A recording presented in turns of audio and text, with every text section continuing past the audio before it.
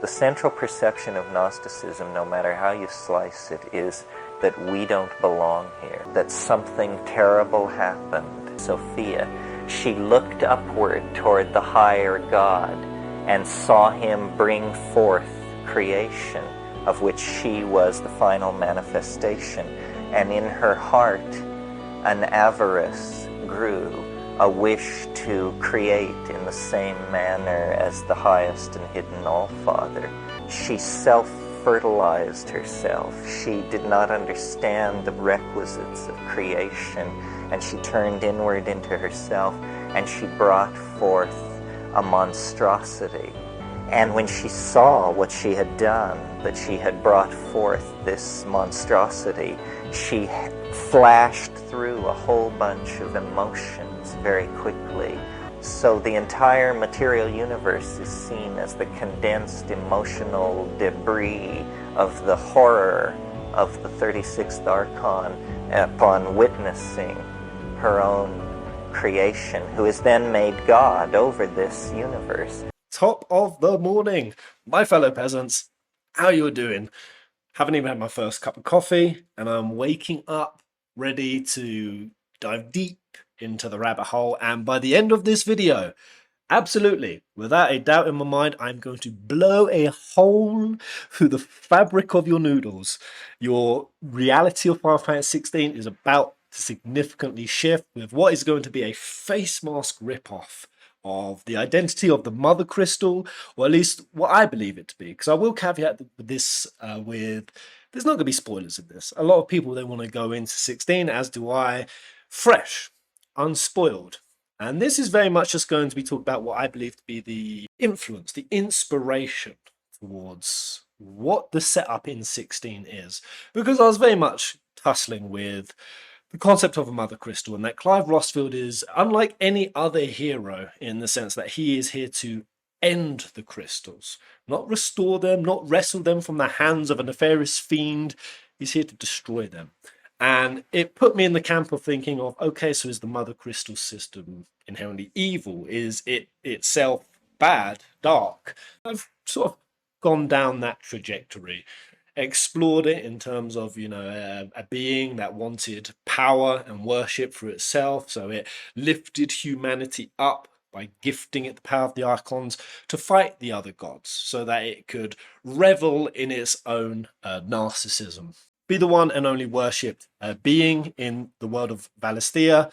But the more I sat with it, and the more I thought about Yoshi P and Koji and some of the things that they've said, and even Clive's clearly intimately woven relationship with the Mother Crystal and its blessing, he is able to reflect, manifest, utilize the power of the Mother Crystal unlike any other person on this universe. He's almost like a conduit for Ether and the Mother Crystal's power. And so I've been going away and I've been diving down various myths and the religions, and the biggest ones, Islamic and Hebrew and Christian. And if you've seen this video here, this is going to be a phenomenal setup if you've not seen any of the vids, if you have no lore. Again, there's not spoilers in this. It just adds a real groundwork, a foundation to what we're going to be jumping off into today. But that little vid at the start from Terence McKenna on the goddess Sophia, I was already sold just listening to him.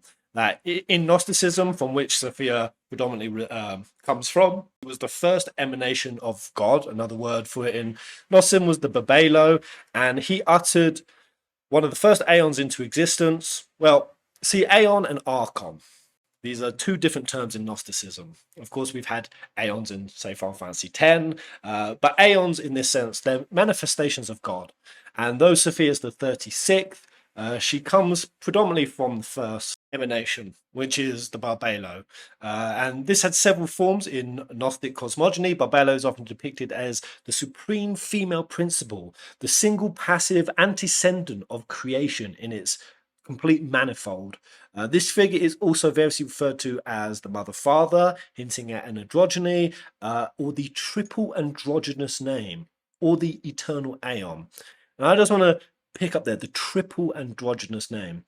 We've had a theme of triple deity before. in Final Fantasy VI, we've had it in Final Fantasy XIV, and that was the Warring Triad. Now, in both 6 and 14, Sophia was one of the Warring Triad. She played a very significant role in both games, but 14, I think, is the one we can look closer at, being that this is the 14 team, Yoshi P, Koji Fox. And I'm just going to read the description from 14, but I want to get you guys to keep in your mind that, yeah, we have this Mother Crystal system. The details we've heard of it is Sambric worship her as a one true deity. They also believe that their emperor, the child emperor, the girl sat on the throne, is a reincarnation of this Mother Crystal, one true deity. In 14, Sophia's description. History tells of a Mericidian nation comprised of a multitude of races, the foundations of which were built on the worship of a single deity, the goddess, as she was simply known, graced the souls of her worshippers with perfect equilibrium, binding their disparate society in gilded chains of harmony. So yeah, of course, Sophia was a primal in 14, appeared in version 3.4. Soul Surrender. She is a member of the Warring Triad, and as such is based on the goddess from 6, Sophia. Okay. So we know that, Square Enix, and specifically Yoshi P's department, they have, as story writers, this concept of Sophia in their mind. And I will just say that whether or not this is intentional, this appearance in Final Fantasy 16, whether they even themselves, I do believe it is, because the coincidences of what I'm going to show you in this vid, it's too much to be mere coincidence. But I do still think humans have a pattern of unconsciously retelling stories if we've heard them before. We hear these very intricate, woven historical tales. Maybe they've brought it forward unwittingly, but something, and I think you guys are going to agree with me by the end of this video, I'm doubtful. I think it is very intentional. But yeah, Sophia is the 36th Aeon. Now, everyone just take that name. Of course, we've had Aeons in 10, but Aeon, Archon. Now, Aeon, there's 36 manifestations, and they're the individual kind of reflections of God, all with different faces, identities, purposes. They usually manifest like a trait, like faith or hope, discipline, love, even things like matter from the Greek hyle, or the soul from the Greek of psyche. And all of these things came into existence as various aeons. Now, also in Gnosticism, we have, so it sounds very similar, but it is different. We have Archons. Now, Archons, of which there are, this is going to be a very significant number. In fact, I could do a video just on this number alone. There are predominantly 7 Archons, and these are the architects of the universe. Now, they do say that these 7 preside over another 365 Archons, and I think you could just tell from those 2 numbers why they exist, and they have throughout Islamic, Hebrew, so many religions and traditions. It's because, of course, they're based on the calendar, 7 days in the week, 365 days in the year. But the most important point here, especially if you'd seen my previous video, is looking at 7 and this number, and how we've constantly throughout human history associate them with the various different planets, the sun and the moon, and the 5 that historically we've been able to see with the naked eye in the heavens. And I kind of went down the rabbit hole with Mars, how that's associated with Iblis, one of the first Ifrits, and how we have a red dot up in the sky in Final Fantasy 16. And I went down this whole Samael arc, of which we're going to backpedal to towards the end of the 4th or 5th video on this series. But the 7 Archon rulers are also related to one of the 7 planets, and they prevent souls from leaving the material realm. The political connotation of their name reflects rejection of governmental systems as flawed, without chance of true salvation. Just take that in mind when we talk about 16, a very politically charged game. Geopolitics and tribalism and nation building and going to war and vying for power and resources is a predominant theme. This was central to what the Archons were, and the 7 is even more significant when you take into account there are 7 core nations in this game. In terms of there's 7 crystals. And of course, we have, say, the Iron Kingdom and Rosaria. They share a crystal, but there's 7 that we know of. And indeed, by that merit, with the absence of Leviathan and that crystal, there are 7 in the pantheon of 16. When we dissect the book of Joshua, the book that opens the trailers, Black Lion Guard and various other Twitter and YouTube folk have gone through tremendous detail and effort to break these down. We actually hear what the 7 divine summons are, and they listed all of the ones that we know, including Phoenix, but the one that was absent was Ifrit. And this is what led me to the idea of Samael, the fallen angel, the prince of darkness, as he's known, or the poison of God, which the Iron Kingdom referred to. If you've seen my previous video, you've heard all of this. But so we can take Ifrit out of the equation, because we do have 8 summons, but there's 7 that are considered divine and 7 that have the mother crystal halo. Of course, once again, not counting Leviathan, and whatever is going with that. Still not sure whether Leviathan is a sneaky wild card they're going to play in later. Even if we don't see Leviathan, if the story is going to show up, and I think it probably will, with Barnabas going to the bottom of the sea. But I would just say Koji Fox did say there are going to be no surprise icons in this game. Now, a lot of people, especially with Diablos being debunked, are saying that Koji Fox is faking us out. I don't really believe that. I'm kind of more leaning in taking Koji at his word. But going back to Sophia and going deeper now. This is juicy. So you had God, the all-knowing. Nothing came before, nothing came after, nothing can comprehend it because nothing came before to comprehend it. Nothing can name it because nothing came before to name it. It's omnipotent, omniscient. It's an intelligent force that is everything. And to know itself, it created emanations. The first being the Barbalo, and then from the Barbalo, you had the Archons, the architects, and then from that, Gnosticism is extremely complex. The tree it is exceptionally elaborate, and just for a little bit of context, Gnosticism was one of the prominent vying ideologies in the early formations of Christianity. Various different sects like the Valentinians and many others were trying to establish what Christianity was. And it's really cool to see some religious scholars talk about how we kind of have it because, of course, we are just looking at victors rewrite the story kind of thing, that we have this notion that Gnosticism was this fringe, heretical, weird subsection of Christianity. And indeed, that's because those who wanted to establish what the orthodoxy of Christianity is, that's how they've written it. Those who thought that dualism or polytheism was inherently like paganistic. They wrote all kinds of things about the Gnostics. The old classic one accusing them of like child sacrifice, cannibalism. This is a very common tactic that's been used throughout the ages. Is you want to establish your ideology, just say that all the others who oppose yours or just have a different worldview, just pin onto them the darkest, most nefarious, most evil, like accuse them of the worst things possible. And it was a very powerful social, psychological tactic.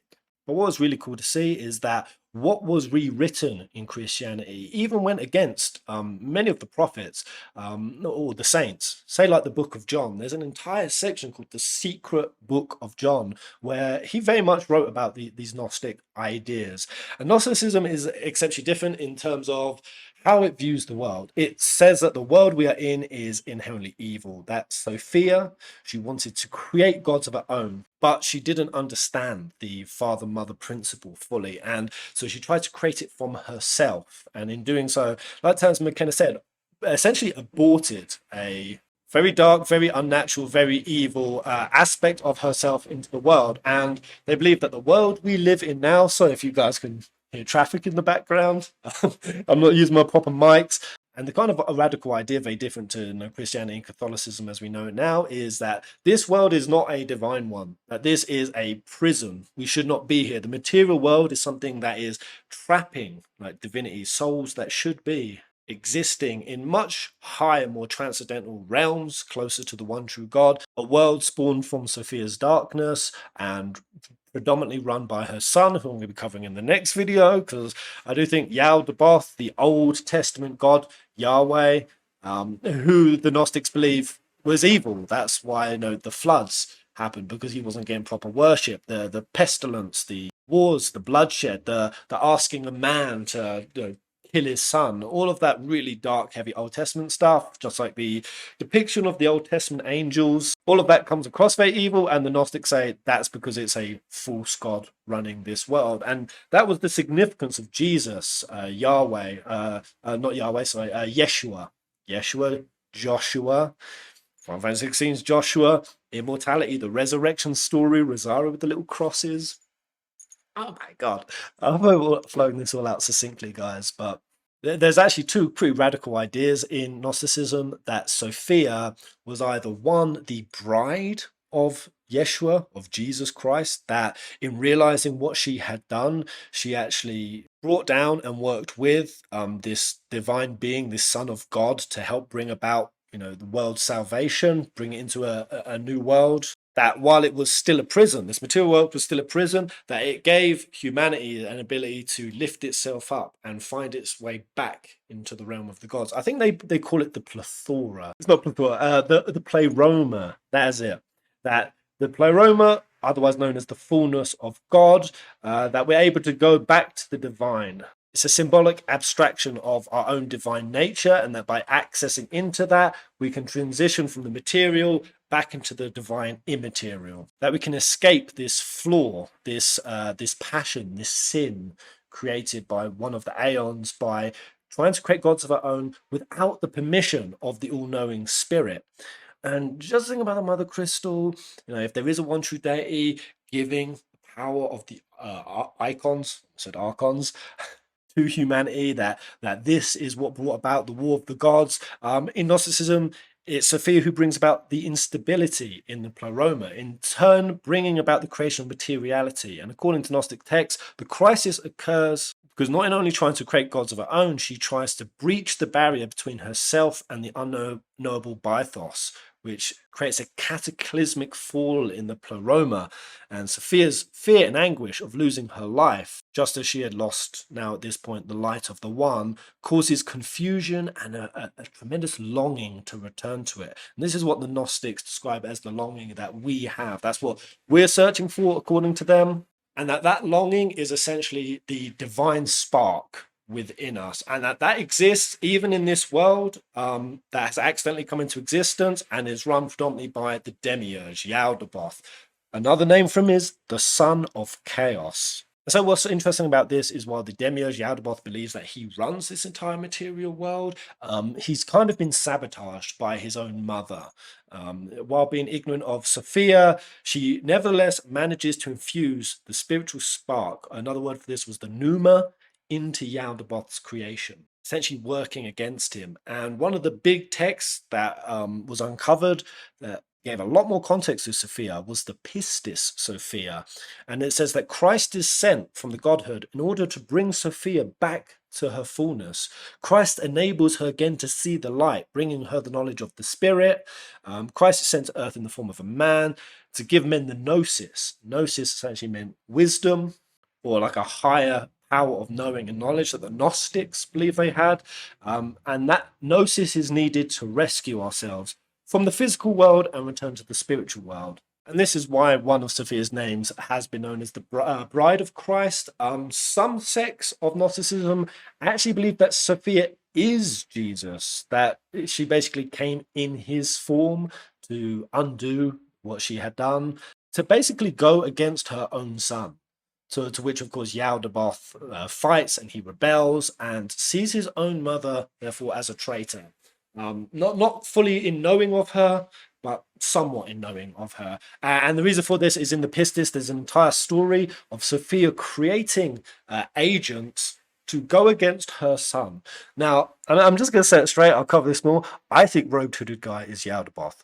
I think that he was cast from the Pantheon because his form was considered evil, too powerful, as an Ifrit, the power of destruction. Yaldabaoth was born demonic with the head of a lion and the body of a serpent. And in his rejection from the Pantheon, from divinity, just like Ifrit is in this, Robed freaking Hooded Guy creates this world. I believe that feeling of rejection, of betrayal, is what sits at the center of Yaldabaoth, and that gives him an inherent hatred towards his mother. Not fully knowing, but there. And now when I just go to Final Fantasy XVI, what if Robed Hooded Guy who has appeared at a very significant section in Valestia's history. One when Sambrique make an attack for immortality, which, like I said, is very Ark of the Covenant, very tribes of Israel, which Joshua was a core figure. The same Joshua who also, very similar to the Gnostics, said that the greatest sin that we had was materiality, being lost to the divine reality that we're actually supposed to be a part of, worldliness. And that, Joshua tees up the Jesus resurrection story to give us an access point back. But the demiurge has a hatred for his mother. He's betrayed by his mother. And you just look at Annabelle sat there on the throne of Sambrique, Clive's own mother, if indeed she is his real mother. I believe that whether she is his actual one or he just believes her to be, he is going to have and harbour on this mad revenge arc that Clive is on, a hatred for Annabelle. And I'm wondering what is going to happen when Clive gets to Sambrique eventually. What if he does cross paths with Annabelle? Could there be this could be so charged, man. This moment where he could have an opportunity to kill Annabelle, or even the goddess reincarnated half-sister child that I think she's clearly had with King Thordan.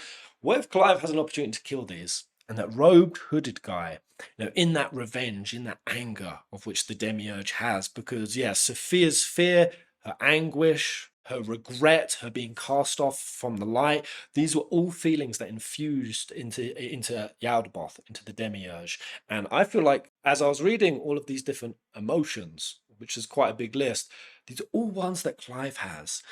So whether or not it's the attack happening on Mazaria and the play on immortality in that theme, or even if it's just Clive resonating at what essentially robed hooded guys main beef is, that's what's connected them to. That Clive, even if he doesn't have some kind of wacky origin story, like he's born from something crazy, which I think is possible, being that Annabelle must betray Elwyn, the Archduke of Rosaria, for a reason. There must be some hatred there. Whether or not Annabelle originally came from Sambrique, I do believe that there is some information that Sambrique and Rosaria, they formed an alliance at one point, and that's why this war that we're going to be seeing spark in Final Fantasy XVI is new, because there had been a political alliance. And so it makes tremendous sense that just like the political alliance with the Northern Territories was secured with Jill, the princess of it, that the marriage between Annabelle and Elwyn was secured with it. And that's even just there more than enough to give Annabelle reason to harbour resentment, hatred. I think even if her overbearingness for Joshua, wanting to keep him safe, realising this war was going to start, that maybe she went over to Sambrique because they were the most powerful nation at this point. They had the biggest army, they owned 2/3 of the Northern Territory oceans, and that she thought her son would be safer with this emerging superpower than with her foolish, reckless Archduke husband. Possible. That's the thing. In all of this, I see these themes, especially with Clive, is that there's two motivations: love and revenge. Two very, very powerful and polarizing emotions. And this is what Sophia had, is that she had both that disgust, but also that love, the theme of her fall, but then her theme of returning back to the light and goodness, of which I think we're going to be seeing Clive going through that arc. And I feel like, in part, what could be lending to Clive's want to destroy the Mother Crystal could be part of that revenge arc, to destroy everything, to destroy it as it is now. Like maybe in some way, Road to the Guy is influencing to want to destroy these 7 crystals, these 7 pillars of the Mother Crystal's power. And the reason why that is very juicy, man, is because Sophia. So in accordance to the description given in the book of Proverbs, a dwelling place was assigned by the Gnostics to Sophia, and her relation to the upper world defined as well to the 7 planetary powers which were placed under her. 7 crystals placed under her. And these correlated to the 7 planetary spheres, or the heavens, wherefore resided the ancients in the highest regions of the created universe. They were thought of as the 7 circles, rising one above the other, and these were dominated by the 7 Archons. These constituted the Gnostic Hebdomad.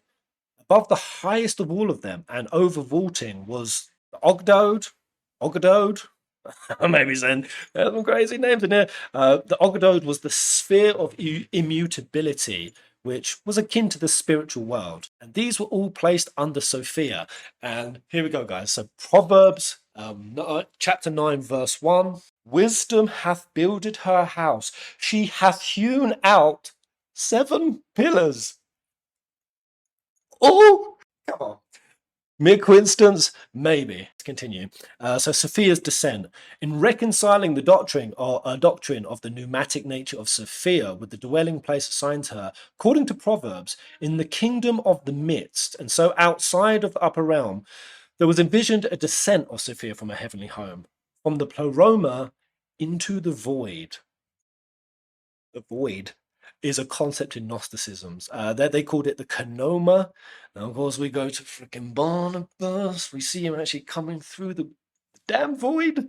It's there. And the void, this was a concept, was that of a seizure or robbery of light, or of an outburst and diffusion of light, which was absorbed into the Canoma and essentially destroyed, occasioned by a vivifying movement in the upper world. And basically, in as much as this light was being drawn down into the darkness of the lower world, this was thought and described as the Gnostics as what brought about suffering. And that this suffering, pardon me, must be regarded as punishment. The inference was further aided by the Platonic notion of a spiritual fall. Again, for anyone who doesn't know, can't remember, the cosmogony is accompanied with the description of when man fought the gods and man fell, when our ancestors fell. And I just want to quickly cover this full point because, of course, we had Sophia create Yaldabaoth, of which I'm going to cover more in the next video, and he was serpentine in his appearance. They say that Yaldabaoth breathed life onto the material world, we his creations. And that has what has infused us with this veil of forgetfulness of our divine power. It's a different kind of power, one lent by Yaldabaoth. Now, I just want to go to this cosmogony artwork. Here you have a dragon, a serpent creature, and you have all of this mist on the cosmogony. Very much reflects, possibly Yaldabaoth breathing of life onto the world, a manifestation of his essence, his power. But like I said, beyond Yaldabaoth and done in secret is the divine spark placed there by Sophia. You have this female figure holding this sword up there in the heavens. Like, this could, like for like, be depicting this Gnostic story. And yeah, I'm not going to try to break this all down, but here's just to show the kind of complexity of how much the Gnostics went into the formation of this sinful lower world. I mean, this is so very complex, so very cool. And just even the thing with like the female deity standing at the highest point of the cosmogony art in the backdrop of Sambrique, that's backed up very much in Proverbs as well. Proverbs 8 verse 2, she standeth in the top of high places, by the way in the place of the paths. And this meant that according to Gnostic interpretation, that the Sophia has her dwelling place on the heights above the created universe. Sits between the upper and the lower world, the pleroma and the ectismena. She sits at the gates of the mighty, at the approaches to the realms of the 7 Archons and the entrances to the upper realm of light. The praise is sung. This is after she found redemption again with the coming of Jesus. The Sophia is therefore the highest ruler over the visible universe, and at the same time, the mediatrix. Mediatrix, I guess that's like mediator between the upper and lower realms. She shapes this mundane universe after her heavenly prototypes. We could see the icons as being part of those heavenly prototypes, basically sub-archons, icons, and forms the 7 star circles with these archons under whose dominion are placed. So these archons also all have their own position of power and leadership, just like we do with our characters in 16. And according to the astrological conceptions of antiquity, the fates of all early things, and especially of man, are entangled into these archons. The fates of all things. The fates will fall. The fates will fall. The amount of talk about fate in this game and the ending of it.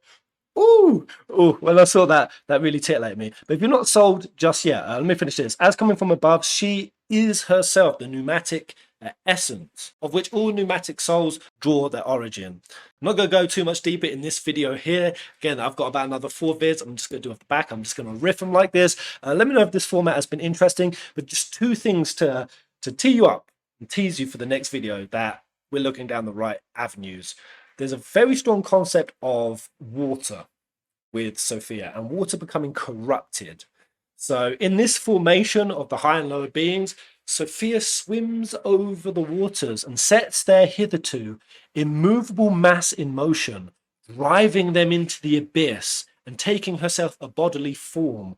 She compasses out and is laden with material of every kind of weight and substance, so that, for the essential spark of light, she would be sunk and lost in the material world. Sunk beneath the waters. She swims over the waters. Barnabas going to the bottom of the ocean, parting the seas. We're obviously all thinking he's going there to try to find hidden Leviathan, a lost Leviathan. Maybe Leviathan in some manner is connected, because again, Sophia does take a form in the lower world herself. What if she does take Leviathan's form? What if that big crystal we saw in that latest trailer, because some of you were saying, I was saying like kind of looks like big crazy hair. Some of you were saying it was very fin-like and Leviathan-esque. What if Leviathan's absence is in some way connected to, because Leviathan, say in 15, they really did catapult Leviathan to a very high status among all the other gods in that game. Obviously in 15, she was a she in Leviathan. But even if we go back to, say, Final Fantasy IV, Leviathan was placed as the main king of 4. When Rydia goes there and they're hiding out in the midst, it was Leviathan and Asura. So there's been numerous Final Fantasy games that positions Leviathan weirdly as this peak kind of deity. What if that's one of Sophia's forms? That's why it's missing. Sophia's power sunk beneath the waves, and Barnabas is going there to try to find it, in his quest for unifying all the mother crystals. I believe that Barnabas is pro mother crystal system. He loves it in its chaotic void-like state. Essentially, tying into this theory, he is pro Sophia at her fallen state, not in a state that allows for the breaking of this materialistic system, but the one that keeps it in place, and ones that brings about suffering and chaos. And therefore I think that's what allows him to have power. I think there was in the trailer, I thought we shared a vision that I was going to be king of the world. This messiah complex that he has, very, very cool. And this just ties really awesomely with the fact that, we've seen it in the book, that out in the Northern Territories ocean, that there's something gone wrong there, that there's warped realities, cannibalism, blighted, that anyone who goes there comes back with their sanity broken. Madness is out there. I've been very freaking excited for that, because all of that is very charged language. And just to see that this strong theme of water exists in the Gnostic story. I'll read a bit more. Sunk and lost in material, bound to the body by which she is weighed down, she seeks in vain to make her escape from the lower waters and hastens upwards to join her heavenly mother. Not succeeding in this endeavour, she seeks to preserve at least her light spark from being injured by low elements. She raises herself to the upper regions, or tries to, and there, spreading herself out, she forms out of her own bodily part the dividing wall of the visible firmaments, but still retains the aquatilus corporus typus. Goddamn Latin. Aquatilus, water, aqua, fire and water. Leviathan, finally seized with the longing for her higher light, she finds at length in herself the power to raise herself above the heaven of her own forming and to fully lay aside her corporeality. The body thus abandoned is called woman from woman. Now, this final detail, I was going to leave this for the next video, but just in case some of you guys think, what's this guy talking about? He's lost his marbles. I absolutely have, but I'm going to leave this as just the way to end this video off. Give us a subscribe if you want to keep following all of these theories up to the point of 16's release, which is not far away from now. But this final detail, of which is going to very much tee up the rebellious aspect, the rebelling son, rogue-hooded guy. He's linked to Clive even deeper than just mummy issues, which I've covered. There's far more there, which I'm looking forward to sharing. But in that same book I just was referencing, the Pistis Sophia, there contains a myth of the capture of rebellious Archons. Rebellious Archons. And of course, this is a Gnostic interpretation, a version of fallen angels, of which you've heard me covering extensively. The core one of that is Samael in Christian and Catholicism, also in Hebrew. Samael, he was the main enemy of the tribes of Israel, the warring tribes of Israel.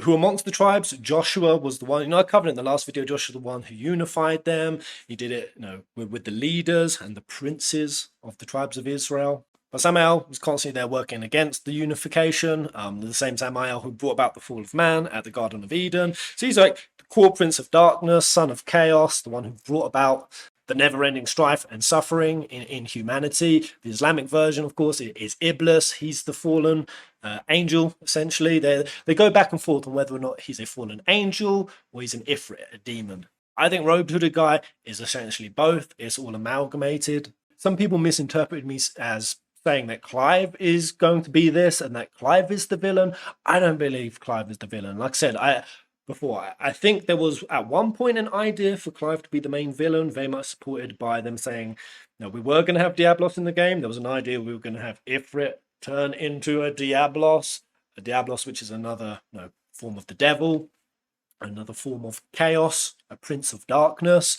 But they did away with it. And I do believe that they did away with it because they wanted Clive's humanity and his position as a hero to remain intact. And that would be very, very difficult, having this game as dark and gritty as I'm absolutely confident it's going to be. If they had Clive purely as himself at the epicenter of it all, I think that would have restricted and limited how dark they could have gone, and that Clive's redemption would have actually been difficult to us, the players. And I believe that has what led up to the creation of Robed Hooded Guy, something that is directly tethered to Clive, and Clive is struggling with the influence of, but isn't Clive himself.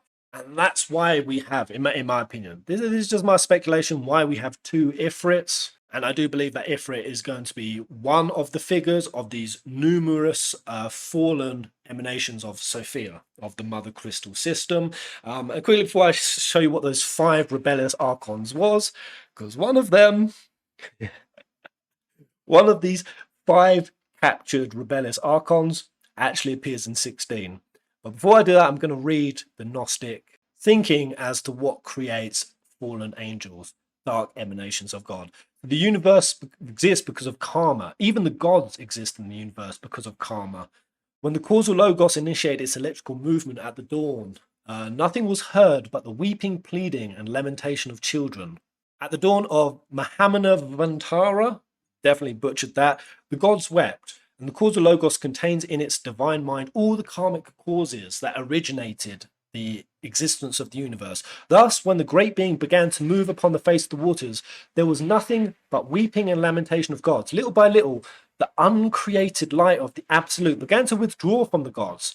Thus, this is how they fell into the mass of universal shades. Or fall into the mass of universal shades. When man fought the gods, the fall of our forebearers.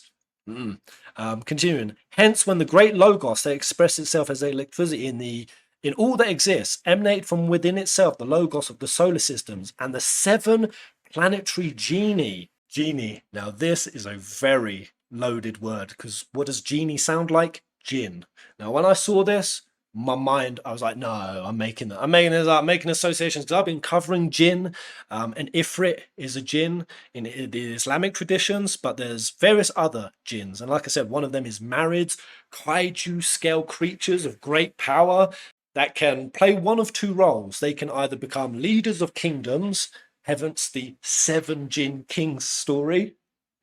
Again, we have 7 nations in 16, and of those 7 jinn kings is Iblis, it's Samael, the fallen prince of darkness. And the other role that they can play is essentially being put into servitude. Despite having such great powers, they can be bent and manipulated to the whims of man.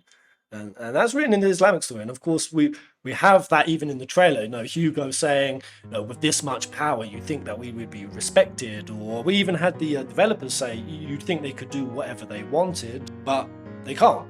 and that some of them can actually be bound into servitude. We know in Jill's case, it is her compassion that she gets bound by. In the latest trailer, I think no, she didn't want to kill, she had to, because if she didn't, they were going to murder people that I assume she had found some bond with. But yeah, the 7 genii, and it's spelt this way, which is a plural form of genie. And of course, the genie in the lamp story, this is what you find in Ifrit too. This is, we had a Diablos out there, the lamp. Anyway, genii are supernatural creatures in early pre-Islamic Arabian and later Islamic mythology and theology. Supernatural creatures. So again, just one of the crazy ties. The Gnostics had influence from Islamic stories and Islamic from Christianity and Gnosticism. There was so much inspiration. But yeah, the logos of the solar system and the 7 planetary genii, nothing was heard but bitter weeping. When the gods fertilizing the chaotic matter with the fire that began to weave in the loom of God, nothing was heard but bitter weeping. Fire being listed as the prime element that fertilized the chaotic matter.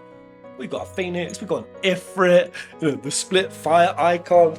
Oh my goodness. And the gods wept in their exit from the absolute. They wept for the uncreated light that had already become darkness for them. And they justified themselves saying, I am not guilty, I am innocent. The gods fell when the Great Mother robbed their fire. Then the Great Mother shone with pleasure with the universal protogenosis. I don't know what that means. The Great Mother robbed their fire. Y'all gonna tell me that the mother crystal system in this isn't based on Sophia? And that's not even the juicy detail I wanted to show you. Honestly, I have not actually seen this particular text before. This is Samuel Weor writes in his book Christ's Will. I'm going to give this more of a read later, but that's freaking crazy. And now, just to reveal as we sign out this video, thank you for making it this far, guys. One of the 5 rebellious Archons, their names were Paraplex, Hecate, Arialth, which was a female, Lactanabas,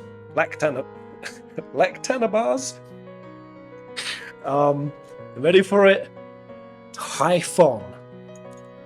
When I saw this, my brain went galactic overload. Typhon is this being. So again, just to remind you guys that this was the capture. In the Pistis Sophia, they were captured and imprisoned. The 5 rebellious Archons. What do we see in 16? Creature thing with all these zodiac symbols on it.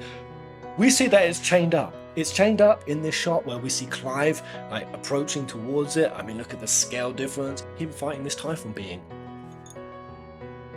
Oh, googly moogly. I remember looking at this Typhon thing a lot and trying to work out how it tied into this story. Couldn't make sense of it because I could tell this was significant, but Typhon is traditionally a Greek mythology being.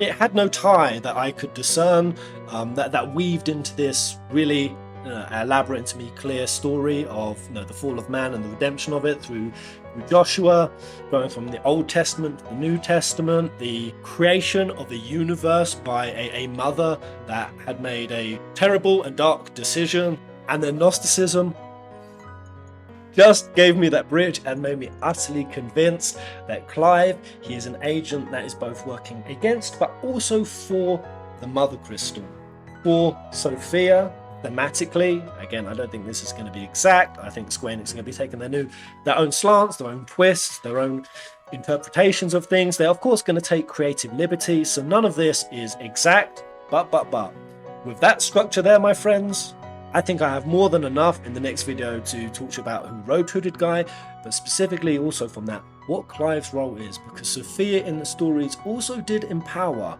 one particular agent, one particular very important, close in relation to her figure, that played a very, very important role in bringing about the world's redemption. But there we go, guys. I have hopefully dropped enough juice on your noggies. Let me know what you think in the comment section below. Best thanks is always just to give the video a like if you found this interesting, titillating. If you do want to go above and beyond, just like you're going to be seeing on the outro of this video, there is a link to Patreon down below. The Patreon support This is what allows me to keep doing this nutty, balmy, crazy deep diving into Final Fantasy. It's what allows me to play and stream the games when they come out. And I thank all of you guys so much for all of that, as well as all the people who have dropped tips and schmeckles. So thank you to you guys, and I'll see you all on the next video. Goodbye. Oh my god, that was a hard one to get out. Whew.